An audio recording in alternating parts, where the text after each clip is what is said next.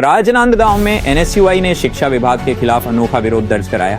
कटोरा लेकर पहुंचे कार्यकर्ताओं ने कहा, अगर सरकार बच्चों को किताबें नहीं दे सकती तो हमसे भी भीख मांगने को कहे। स्कूल खुले 1 महीना हो चुका है, लेकिन बच्चों के हाथ में अब तक किताबें नहीं पहुंची हैं। एनएसयूआई कार्यकर्ताओं ने भीगते पानी में धरना देकर शिक्षा विभाग की नीतियों पर सवाल उठाए। उनका आरोप है कि गांवों में शराब पहुंच रही है, लेकिन किताबें नहीं। विरोध के बाद अधिकारियों ने भरोसा दिलाया कि जल्द किताबें वितरित की जाएंगी, लेकिन सवाल अभी भी खड़ा है, बच्चों के हाथ में किताब कब आएगी।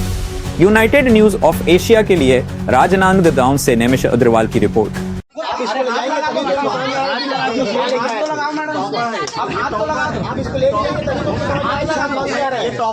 हाथ तो लगा दो मैडम, प्रेम भेंट है मुख्यमंत्री जी के लिए, विनम्र निवेदन है। एक बार आप हाथ लगा दीजिए मैम। मुख्यमंत्री जी के लिए भेंट नहीं हो सकता तो कौन देगा मैडम? ऐसे तो बात नहीं कहाँ बुलाओ फिर डीओ साहब को। नहीं मैडम, अब जब मैम हम लोग इंडिविजुअल मिलने को कई बार आए, आज के बार दिखे नहीं सर, रहते नहीं यहाँ। मैडम इसको आप रखो, विष्णुदेव साई जी से मांग के लाओ, ये हमारे तरफ से आप हाथ तो लगा लीजिए मैडम, वापस ले जाएंगे। शासन की सरकार नहीं, सेरा की सरकार छापाना पड़ेगा। 2 मिनट। अच्छा एक काम करो, आप दे दीजिए हम हमको किताब। मैम प्रशासन की जिम्मेदारी ना सर। क्या मामले को लेकर कटोरा लेकर प्रदर्शन? जी, दुर्भाग्य है कि सरकार 25 दिन हो गई है, पुस्तक नहीं पहुंचा पा रही है। आज हम लोग एनएसयूआई के कार्यकर्ता ये कटोरा लेके आए हैं, डीओ साहब को दे रहे हैं। या तो ये बोल रहे हैं कि डीओ साहब को कि हमें भीख में या तो आप पुस्तक दे दो, या तो आप ये कटोरा को लेके जाओ, विष्णुदेव सरकार से आप मांग के लाओ।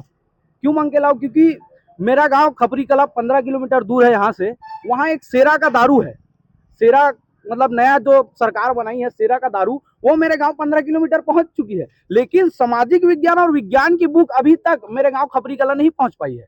और अभी जब हम लोग यहाँ आए तो डीओ साहब के मतलब जो भी है मैडम, उनको प्रतिनिधि भेजे गए थे, उन्होंने कहा कि स्कैन नहीं हो पा रहा है। तो मेरा बोलने का मतलब यह है कि दारू इतने भीड़, मतलब शराब की दुकान इतनी भीड़ होने के बावजूद भी वहाँ स्कैन हो जा रही है, और किताब क्यों स्कैन नहीं हो पा रही है?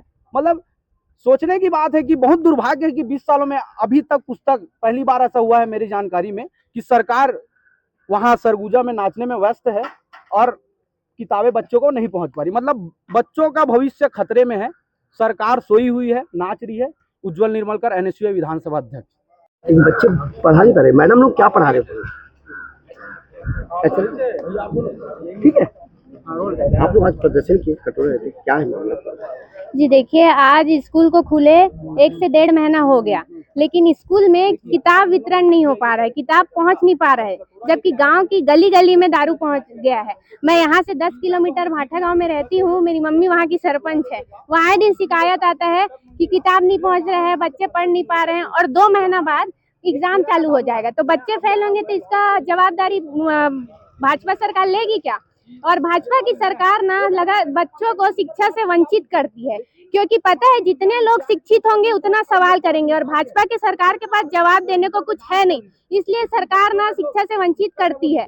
अभी युक्तियुक्तकरण के तहत 10,000 स्कूल बंद कर दिए गए हैं। ये सरासर बच्चों के भविष्य के साथ खिलवाड़ कर रही है, और देखा जा रहा है कि छत्तीसगढ़ शिक्षा के नाम में पीछा है। ये सिर्फ भाजपा की सरकार के कारण हो रहा है। तो हम आज एनएसयूआई के साथ ही कटोरा लेके डीओ ऑफिस पहुंचे हैं, पुस्तक की भीख मांग रहे हैं कि आप लीजिए और ये कटोरा जाके विष्णुदेव साय सरकार को दीजिए और बच्चों को बुक वितरण कीजिए, ताकि उनके भविष्य के साथ कोई खिलवाड़ ना हो। नेहा वैष्णव, प्रदेश सचिव, एनएसयूआई।